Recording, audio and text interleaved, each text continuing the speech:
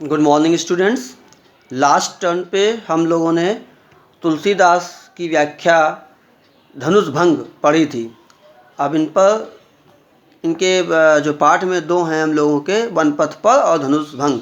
One पथ पर धनुष भंग से वन पथ पर थोड़ा सरल है और ये इम्पॉर्टेंट ज़्यादा है धनुष भंग की अपेक्षा। अब कुछ चीज़ों पर जो व्याख्या करने के पहले देख लें, जो कॉमन चीज़ें हैं उस पर हम लोग नज़र डाल लेते हैं कि कॉमन क्या चीज़ें हैं। तो आप देखें कि जो धनुष भंग था वो ब्रज भाषा में था, अवधी भाषा में था, और जो वन पथ पर है इसकी जो भाषा है, इसकी भाषा है आपकी ब्रज भाषा, ब्रज भाषा। दूसरा आप देखें धनुष भंग जो था वो दोहा चौपाई में था।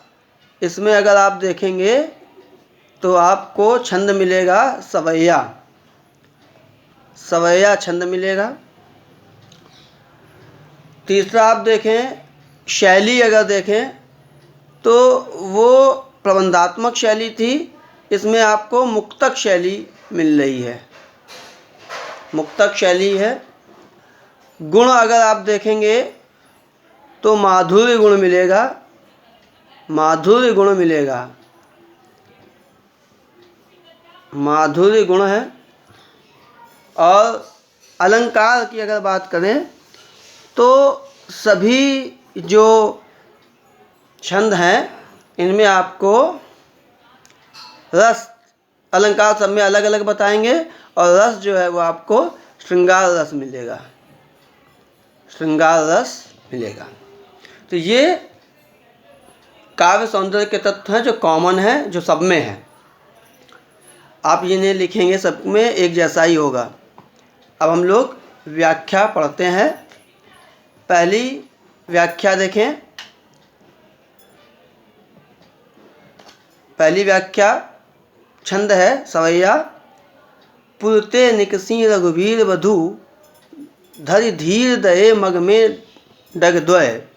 झलकी भरी झलकी भरी भाल कनी जल की, पुट सूख गए मधुराधर वय।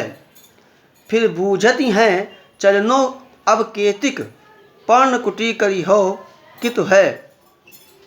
तीर की लखी आतुरता पिय की, अखियाँ अति चारु चली जल च्वय। अब आप देखें सीता जी, राम जी और लक्ष्मण जी जब वनवास गए थे तो श्रृंगी ऋषि के आश्रम गए थे, उसके बाद फिर वहाँ से आगे उन्होंने प्रस्थान किया। तो जो श्रृंगी ऋषि के आश्रम में गए थे वहाँ से जब ये श्रृंगवेरपुर से निकले और आगे चले तो वहाँ का ही ये वर्णन है। पुरते निकसी, नगर से निकली, रघुवीर वधु, राम और रघुवीर वधु तो सीता जी हो गई, सीता जी के और राम जी निकले। धरि धीर दये मग में डग द्वय, मग रास्ते, रास्ते में दोनों कदम, दो कदम चली, यानी थोड़ा दो कदम, कहावत है, मुहावरे हैं, दो कदम चलो, थोड़ा आगे चली, धैर्यपूर्वक दो कदम चली यानी थोड़ा आगे चली। झलकी भरी भाल कनी जल की, पसीना आ गया माथे पे, भाल माने माथा, कनी पसीने की जो बूंदें हैं वो है पसीना आया। ये अब आप यहाँ पे देखें कि सीता जी राजकुमारी थीं, महलों में रहने वाली थीं, अब वनवास, उनको पैदल चलना जंगल में तो कठोर कार्य था। तो उसी का वर्णन है कि पुर से निकली रघुवीर वधु, पुर से निकली और कुछ दूर, दो कदम मतलब दो कुछ दूर आगे चली, उनके माथे पे पसीना आ गया। पुट सूख गए मधुराधर वय, और मधुर अधर जो थे वो दोनों यानी दो ओंठ जो थे वो सूख गए, यानी कि मुंह सूखने लगा।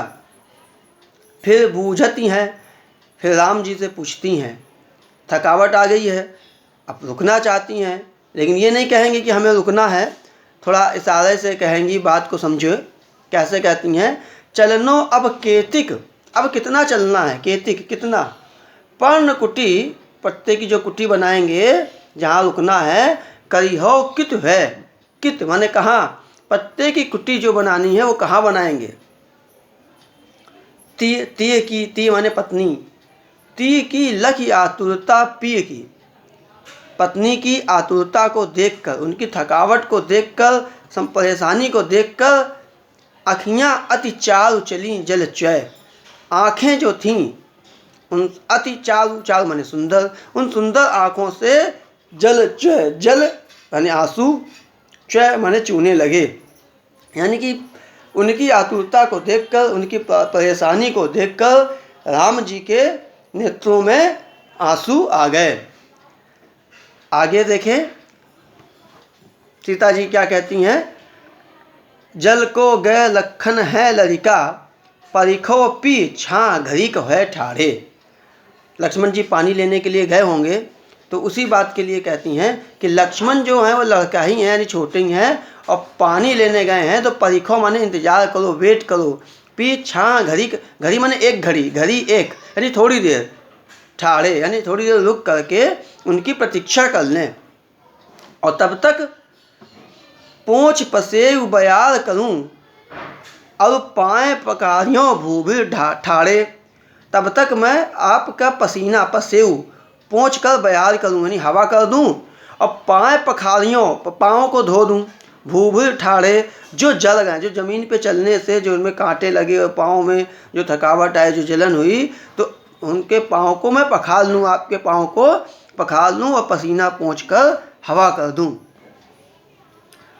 तुलसी रघुवीर प्रिया सम जान के, तुलसीदास कहते हैं कि राम जी जो है रघुवीर, प्रिया यानी पत्नी सीता जी, श्रम, श्रम माने परिश्रम, उनका थकावट, श्रम, तो जान के राम जी जो है सीता जी की थकावट को जान गए, समझ गए कि ये थक गई हैं और इसीलिए ये ऐसा कह रही हैं।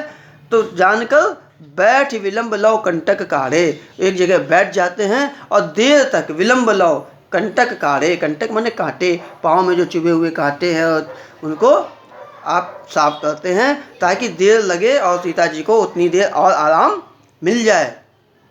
अच्छा, जानकी जी भी ये बात समझ रही हैं कि अब जब बैठ के देर तक क्यों ये कांटे निकाल रहे हैं, पैर क्यों साफ कर रहे हैं। जानकी नाह को ने लखियो, पुलको तनु बारी विलोचन बाढ़े। और जानकी जी भी नाथ के यानी राम जी के इस नेह को, प्यार को लखा यानी देखा, समझ गई और पुलकित हुई, प्रसन्न हुई।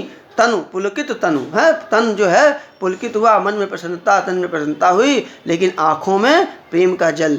बारी विलोचन बाढ़े हैं, विलोचन माने नेत्र, बारी माने पानी यानी आंसू, बाढ़े आँखों में उनके भी आंसू आ गए कि प्रेम के वशीभूत होकर राम जी देखो देर तक बैठ करके जो है पाँव के कंटक यानी कांटे साफ कर रहे हैं। इन दोनों को आप यही ब्रजभाषा, छंद सवैया, मुक्तक शैली, गुण माधुर्य और रस श्रृंगार रस है। और अलंकार जहाँ तक बात करें तो अनुप्रास तो आप सभी में लिख ही देंगे, क्योंकि सब में जब तुक मिलाते हैं, जैसे वै च्वय तो अंत्यानुप्रास, ठाढ़े डाढ़े तो अंत्यानुप्रास, बाढ़े अंत्यानुप्रास, तो अनुप्रास तो लगभग सभी में मिल जाता है। और ये कॉमन अगर आप सब एक याद कर लेंगे तो बार बार परेशानी नहीं होगी, सभी छंदों के लिए वो एक जैसा ही होगा। और 1 नंबर का ये आता है, 1 नंबर का संदर्भ आता है और 4 नंबर की व्याख्या आती है। तो संदर्भ तो पता ही है कि प्रस्तुत पंक्तियाँ हमारी पाठ्य पुस्तक में संकलित वनपथ पर शीर्षक से अवतरित हैं, जो कि कवितावली, तुलसीदास का कवितावली है, अयोध्या कांड से लिया गया है। अब हम लोग आगे के छंद पढ़ते हैं।